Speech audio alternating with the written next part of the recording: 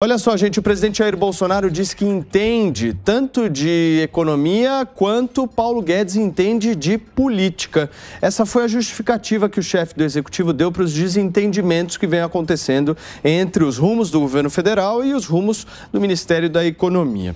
Em entrevista ao jornal O Globo, o filho do presidente da República, o senador Flávio Bolsonaro, declarou que admite ser possível a saída de Paulo Guedes do ministério. Flávio Bolsonaro reforçou, abre aspas, não sei se ele, Paulo Guedes, seguiria no cargo em um segundo governo do presidente da República, fecha aspas.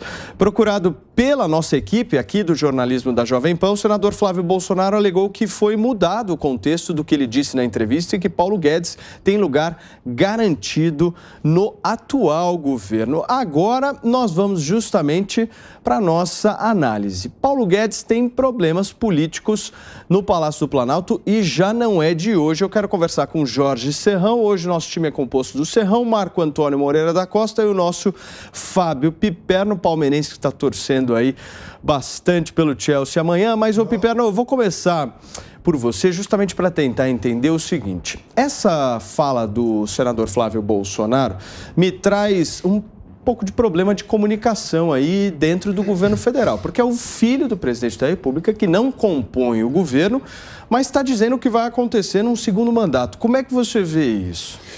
Bom, Paulo, boa tarde aos colegas. Primeiro, Paulo, que assim, a impressão que me passa às vezes é que todo mundo é porta-voz do governo, né?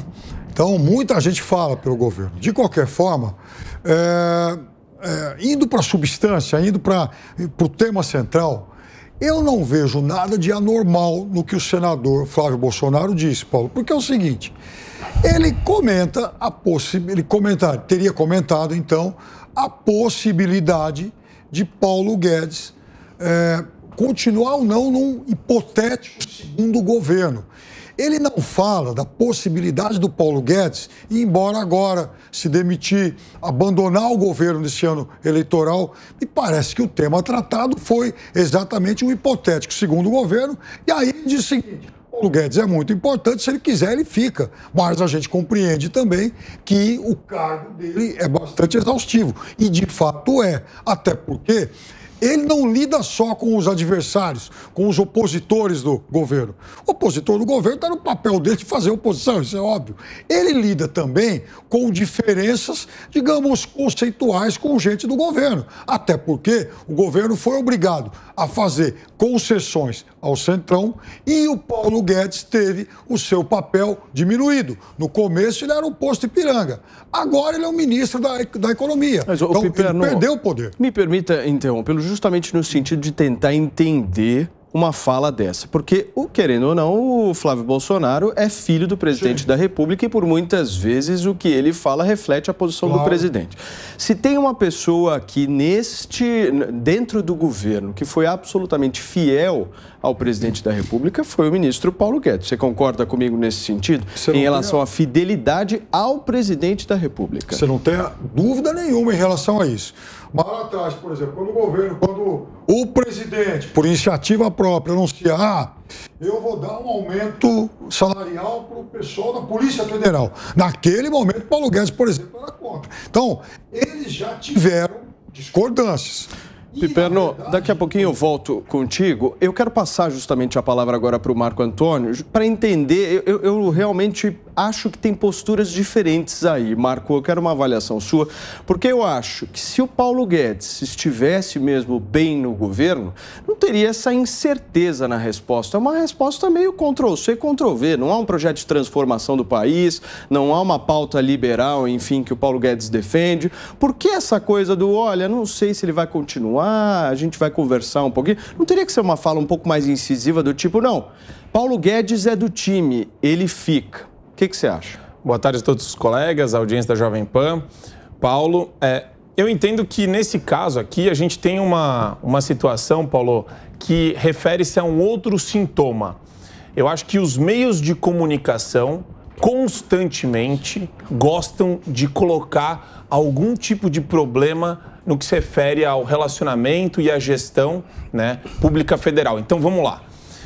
Toda hora você abre um jornal, existe essa reportagem, uma reportagem que pode ser carregada de má intenção ou alguma má intenção, falando, temos um problema aqui, está em crise o Ministério da Economia, está em crise. Daqui a um segundo, o Paulo Guedes pode renunciar. A qualquer momento, o Paulo Guedes pode renunciar. Eu acho que a gente, às vezes, é um pouco ingênuo e inocente de compreender, né, as manchetes como verdadeiras da maneira como elas vêm para nós. Então, tem que ler nas entrelinhas, tem que dar uma olhada e tentar entender a situação. Como o jornalismo da Jovem Pan fez. Entraram em contato com o Flávio Bolsonaro e ele falou, fui mal interpretado. Isso daí, e o Piperno entendeu também exatamente dessa forma. Então, fica muito claro que existe uma série de reportagem maliciosa que a única pretensão é desestabilizar o governo federal.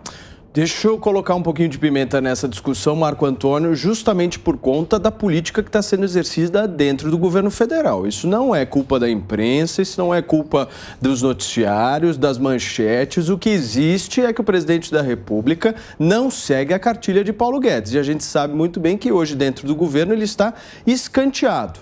O que você acha? Eu entendo que existe uma dificuldade junto ao Congresso de passar a cartilha de Paulo Guedes. Paulo Guedes, ele é um liberal, ele tem a escola de Chicago no sangue dele, né? Ele foi criado com os princípios, os melhores princípios que a gente poderia imaginar do ponto de vista econômico, mas tudo tem que passar pelo ambiente político. E o ambiente político brasileiro, infelizmente, ele é repleto de figuras que vão dificultar, que vão barrar esses caminhos, essas reformas, esses projetos. Então, eu entendo que a mídia, ao invés de contribuir, né, pelo menos noticiando o fato, os grandes meios de comunicação em geral, ao invés de notificar, ao invés de informar as pessoas, eles gostam de criar algum ambiente de desestabilização. Ô Serrão, mas são aspas do senador Flávio Bolsonaro. A mídia não está inventando nada nessa história. São falas do filho do presidente da República. Saudações, meus amigos e amados haters. Nesse caso, não. Nesse caso, o Flávio Bolsonaro deve ter dito realmente ao Globo que no próximo mandato, se realmente o pai dele conseguir ser reeleito, Paulo Guedes pode não ser o ministro da Economia. Normal, isso é absolutamente normal. Não tem que ter. Aqui não é a União Soviética. É bom lembrar. Parece, né? Mas não é. Então, o governo tem direito de trocar, modificar e alterar. Essa é a questão. Agora, vamos lá, ao fato objetivo. Paulo Guedes está caindo do Ministério da Economia desde antes dele assumir o Ministério da Economia. Todo dia tem esse maldito boato. Então, esse é um ponto fundamental que nós temos que entender, que é o seguinte. A avaliação de Jair Bolsonaro depende para sua vitória reeleitoral de que tenha um desempenho bom da economia e de que esse desempenho da economia seja perceptível pela população. Isso é um ponto fundamental. Então, o que fazem os inimigos de Jair Bolsonaro? Eles têm que sabotar o tempo todo, utilizando o noticiário, que a economia não vai bem. E aí você pode utilizar dados tradicionais, oficiais, e dados burros, que você não analisa realmente o movimento da economia verdadeira e real, e nem você também leva em consideração todo um trabalho que esse governo fez para desregulamentar a economia e permitir que a economia, num dado momento, quando as condições melhorarem, volte a deslanchar. Esse momento dela deslanchar está chegando. Vem grandes novidades ainda aqui na economia brasileira. Tem setores que estão avançando muito bem. Agora, o que acontece com o Paulo Guedes é exatamente isso.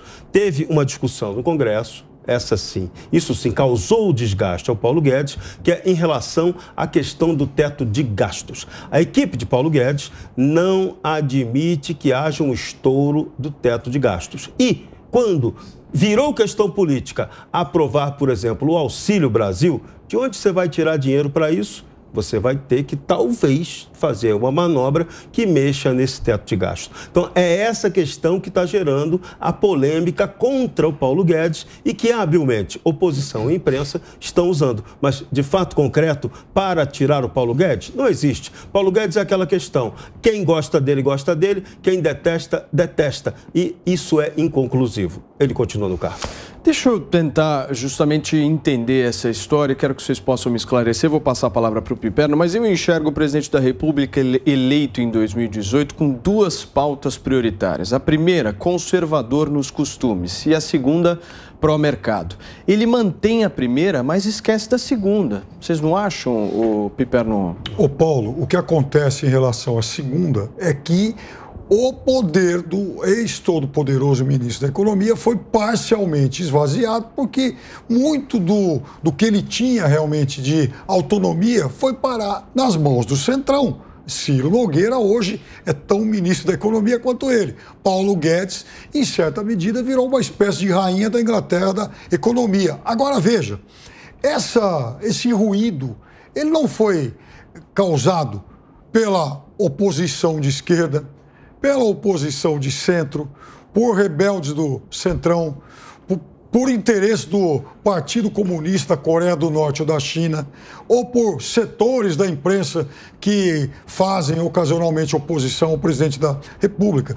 Isso foi causado por uma entrevista, talvez usando palavras mal colocadas, do próprio filho do presidente da República. Então, é o governo gerando problemas para o governo. Não é culpa de nenhum opositor isso acontece então, desde que ele foi eleito. Aí que está o negócio. Então, não é culpa da sociedade, culpa da imprensa, culpa da esquerda, não é isso. Imagina. É o governo causando problemas para o governo. Não, Paulo, isso daí é simplesmente falso.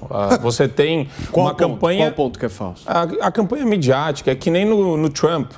A gestão Trump sofreu uma campanha midiática intensa da grande parte dos meios de comunicação, exceto um, contra ele.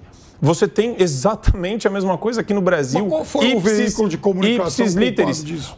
A questão, de novo, eu vou voltar aqui com o Piperno, é nuance. A gente tem que ler as entrelinhas. Toda hora tem um boato de crise. Não, toda hora a crise está vinculada. Nesse caso, você mesmo deu a resposta. A sua resposta primeira foi ponderadíssima. Você virou e falou, eu acho que não tem nada a ver. Depois o Flávio Bolsonaro corrigiu o que ele tinha colocado. Isso. E estão querendo gerar uma crise onde não tem. Você mesmo respondeu? O filho do presidente que gerou a crise. Então, é muito simples isso. Não tem crise. Esse é o ponto. É uma made-up crisis. Crise inventada. Serrão, você é novo nesse programa, eu preciso te explicar. Quando o Serrão faz gestos como ele fez agora, ele está querendo chamar o VAR nessa história. E vou chamar o VAR para dois pontos fundamentais. Primeiro, não tem crise, porque esse ataque ao Paulo Guedes é constante e permanente. Se ele sair, se ele ficar, ele vai apanhar do mesmo jeito. Então, esse é o primeiro ponto.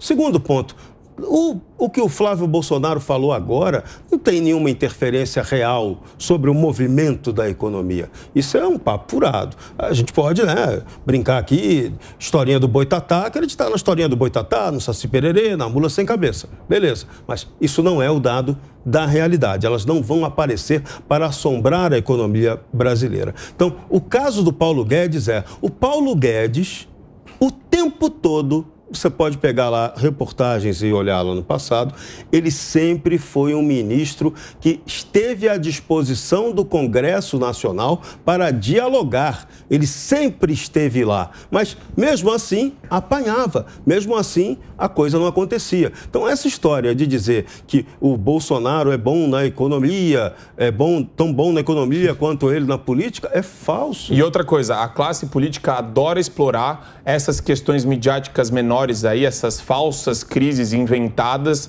exatamente em detrimento do próprio Ministério da Economia e do governo federal. Eles respondem assim outros problemas que eles não querem resolver. Por exemplo... Serrão, deixa eu só trazer aqui as aspas do senador Flávio Bolsonaro para que a gente deixe a coisa bem clara aqui no programa. Ele, Paulo Guedes, tem o senso de responsabilidade de buscar o meio termo para que a política econômica não degringole o Brasil de vez a médio e longo prazo, mas sabe da importância em ano eleitoral de ter um remédio mais amargo para segurar a inflação, reduzir o preço do dólar e gerar mais emprego. Essa fala dele traduz o seguinte, pelo menos ao meu entender, eu quero ouvir o de vocês. Esse ano não tem política liberal no governo. Não sei, sinceramente. O que é esse remédio amargo? Me explica. Exatamente isso. Esse remédio amargo Não existe. O remédio amargo para resolver qualquer coisa aqui no Brasil é o debate e a liberdade. Vamos lá. O que causa o problema? Qual é o cerne do problema brasileiro? É o tamanho, a gastança, a má gestão do Estado brasileiro, que independe de quem seja o governante ali. 92% do orçamento brasileiro é carimbado, 92% a 95%. O que sobra é custeio da máquina e aí ficam 200 bilhões para investimento. Esse valor é absolutamente ridículo. Então, qual é a discussão política que tem que acontecer? E até, vamos lá, fazer justiça. Até essa discussão, Luiz Inácio Lula da Silva está propondo. Ele está dizendo que não dá para operar, para governar com esse modelo de teto de gasto. Então, até o PT está falando isso. Então, é hora da gente parar e pensar, olha, talvez não estejam tão certos. Tem que ter um debate sobre isso. O modelo estatal congelado atrapalha o desenvolvimento econômico. A interpretação ortodoxa demais do Banco Central, que está aumentando os juros sem necessidade, está dando lucro para banqueiro. O resultado dos bancos está maravilhoso com a subidinha de juro que deram e está aumentando, criando dificuldade no Brasil na permanente rolagem de dívida pública. Então, ou a gente discute e muda esse modelo, ou isso aqui nunca vai crescer direito. Então, esse ponto é que tem que ir para o debate. Eu acho que também o remédio amargo que ele faz alusão significa reformas estruturantes no âmbito da administração pública que tem resistência do Congresso em ano eleitoral. Então, de fato, isso daí se torna mais difícil para o governo apoiar por conta exatamente do que a gente tem vivido, né? Você percebe que todas as pautas midiáticas também não ajudam com relação a isso. Existe uma tendência das pessoas de quererem conversar muito mais a respeito do panorama eleitoral, pesquisa de intenção de voto e temas relacionados a essas questões do que fazer força para apoiar uma reforma administrativa, por exemplo. Então, existe uma série de fatores que inviabilizam reformas que são importantes, estratégicas e estruturais para o país, muito relacionados à disposição ou indisposição da classe política com relação a isso. Em resumo do que vocês estão tentando me explicar aqui, esse ano nós vamos ter um populismo de direita contra um populismo de esquerda, Paulo, isso? Pior, hein? O que mexe muito com esse panorama é que a gente está falando de um presidente da República que é, obviamente, um político e de um ministro da Economia que é alguém muito bem sucedido, aliás, na sua vida empresarial e que vem do mercado financeiro, e os dois, principalmente num ano de sucessão eleitoral, eles têm visões antagônicas. Veja, o presidente nos últimos tempos deu para anunciar uma espécie, um grande pacote de bondades, aumentos salariais, tentativa de investimentos, obras e tudo mais, e o ministro da Economia é frontalmente contrário a isso. Quando o Serrão fala, por exemplo, critica, aliás, os aumentos aí da taxa básica de juros decretados pelo Banco Central, veja, o ministro da Economia, ele é amplamente favorável a isso, porque ele julga que esse é um remédio, amargo, aliás, mas um remédio para se lutar contra a inflação. E veja, quando 2, 3 meses atrás, 4, 5 importantes integrantes do Ministério da Economia pediram demissão, isso não é uma crise fabricada pela imprensa.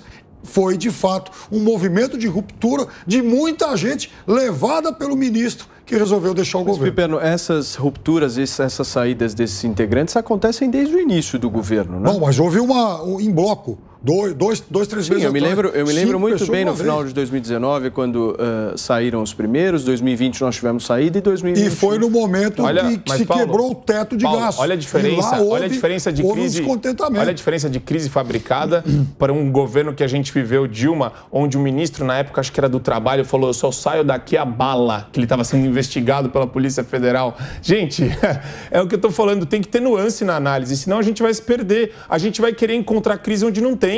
É normal que pessoas saiam do governo, que desembarquem. Tem um monte de gente que enxerga a realidade política de uma forma, quando chega lá é outra. É difícil passar a pauta conservadora, é difícil fazer plano econômico ortodoxo, né? Tem muita mistificação em Brasília. principalmente por conta do Congresso que existe hoje lá. Então, tem que ver com bastante moderação isso. Esse é o ponto. Não adianta, porque o Piperno aqui tem um pouco de torcida. Ele gosta quando saem 3 pessoas do Ministério da Economia. Isso não é fabricado. Ele acha isso interessante porque dá para explorar como uma pseudocrise. É esse ponto que eu estou falando. Não existe crise. Crise é outra coisa, né? E o remédio amargo, o Piperno bem apontou. Existe uma gestão ortodoxa que é difícil de implementar, principalmente em ano eleitoral. E tem uma questão que a gente não pode esquecer.